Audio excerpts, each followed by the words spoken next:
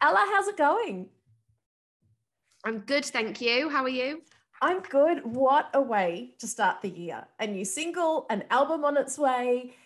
You're supporting the script when they tour Ireland. How does that feel for you, especially more so than ever, coming off 2 years of uncertainty? I know it has been a whirlwind of a couple of years, right? I feel like we've kind of lost time, but I think I just wanted to do something that I think I finally feel ready to do. Maybe COVID gave me a little kick up the ass for it as well. But no, I'm just super excited to finally be releasing music. The album's coming in March, and I don't know, I just feel like it's time. Obviously, I put my first album out when I was like 18 years old, and it's nearly 7, 8 years ago now. So um I think I just needed some time to live, and everything on my first album was from self-experience and from everything that kind of like life lessons had taught me at the age of a 16-year-old and what I was going through. So after like 3, 4 years of going on tour and just incredible things happening, like coming back, I realized actually I have nothing to write about that's relatable. Like, how is anyone going to relate to this? So taking a bit of time for me was good. I was always collaborating behind the scenes and writing with other artists and for other artists, and I've never kind of stopped creating. But I think it's just important to take a bit of time for yourself, like mentally as well, to like, it's such a mental game, this industry, so you've got to be ready for it. And I just feel ready to share it with my fans. I feel like the songs are ready, I'm ready, the stories are there, I'm ready to open up. Yeah, and how does that feel? Because opening up, it's great. It's great to talk and get it out there, but you're sharing it with so many people. And at the end of the day, Ella, we're using it as entertainment, which is great.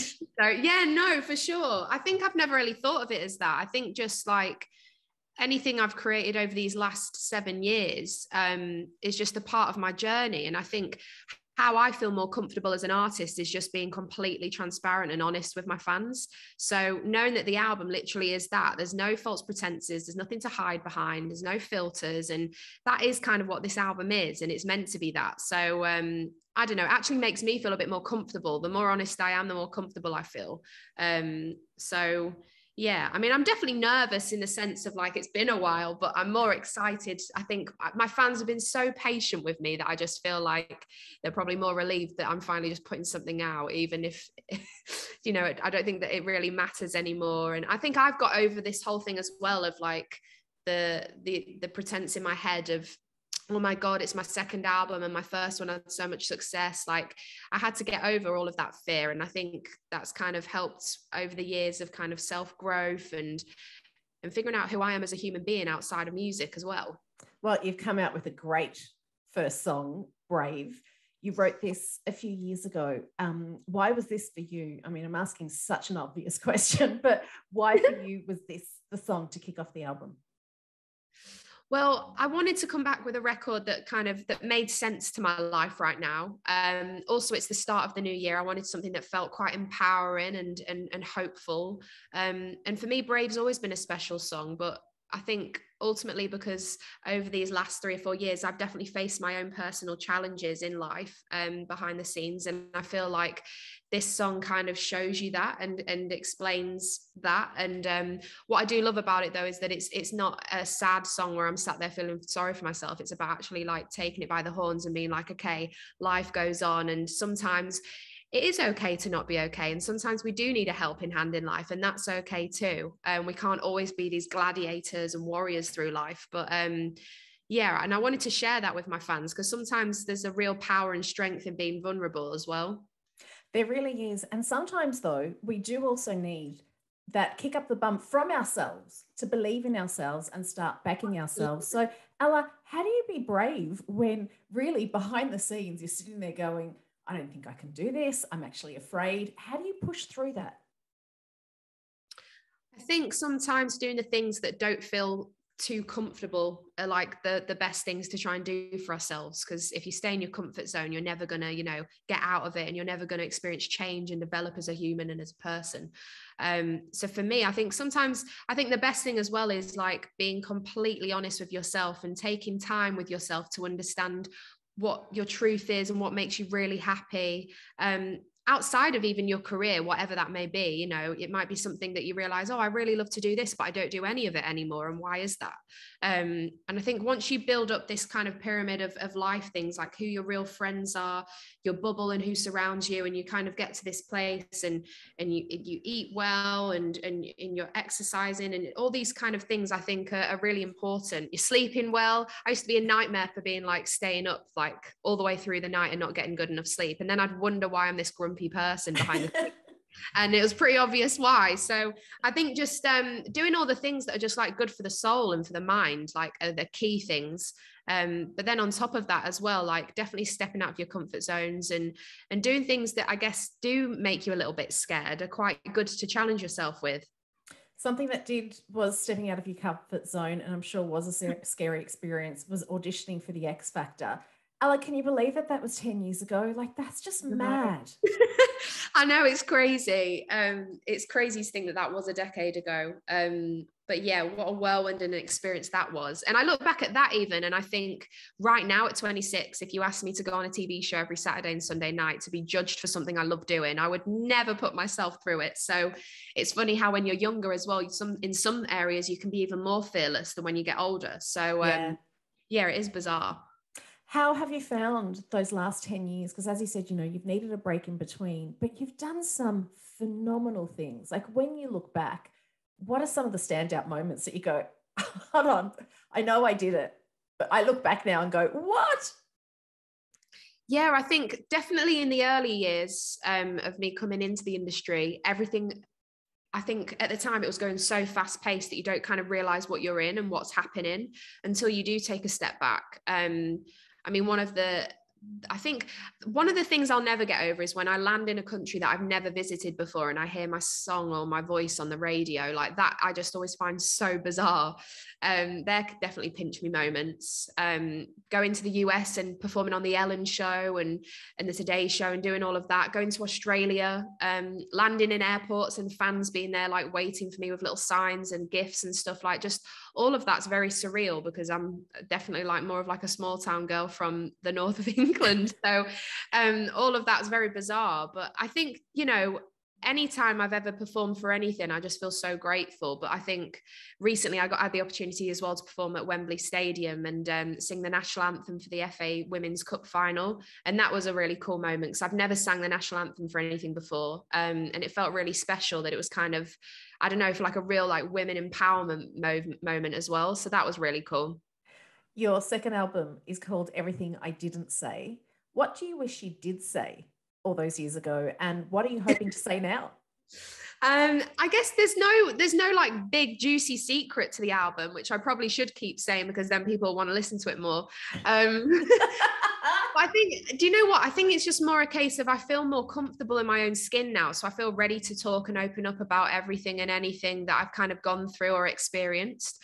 I think when I sat down at 16 years old and would sit in interviews, you know, I used to feel like, oh my God, I don't want to share too much because I'm scared to talk about this or I don't feel comfortable with that yet. And I don't know how to answer that question. And now at 26, I'm just kind of like, do you know what? Like everything I've gone through is so normal and so my fans should be able to relate to it or at least relate to something that's happened to me in these last 7-8 years. And that for me makes me feel a little bit more settled. So I feel like, I don't know, I feel like there is a lot on the album.